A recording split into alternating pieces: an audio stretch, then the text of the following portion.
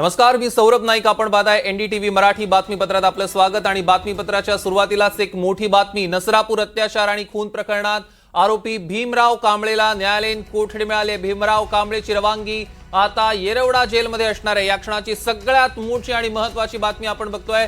भीमराव कांबळे हा नसरापूर प्रकरणातील अत्याचारी आरोपी आहे. भीमराव कांबळेला आता न्यायालयीन कोठडी मिळालेली आहे. या क्षणाची सगळ्यात मोठी बातमी आपण बघतोय. त्याची रवानगी आता येरवडा जेलमध्ये होईल. अजिंक्य धायगुडे आपले प्रतिनिधी आपल्यासोबत जोडले गेले आहेत. अजिंक्य, काय अधिकचे अपडेट्स आहेत? सौरभ, अगदी बरोबर आहे. भीमराव कांबळेची आज पोलीस कोठडी संपलेली होती आणि आज त्याला ऑनलाईन पद्धतीने पुन्हा एकदा पोलिसांनी न्यायालयासमोर हजर केला. सगळा युक्तिवाद झाला. खरं तर हा तपास जो आहे तो पूर्ण झाल्याचं या प्रकरणात जी एसआयटी नेमलेली आहे त्या एसआयटी कडून सांगण्यात आलं. त्याचबरोबर भीमराव कांबळेला देखील न्यायालयाने विचारलं की पोलिसांच्या विरोधात काही तक्रार आहे का, तर भीमराव कांबळेने नाही असं उत्तर दिलं.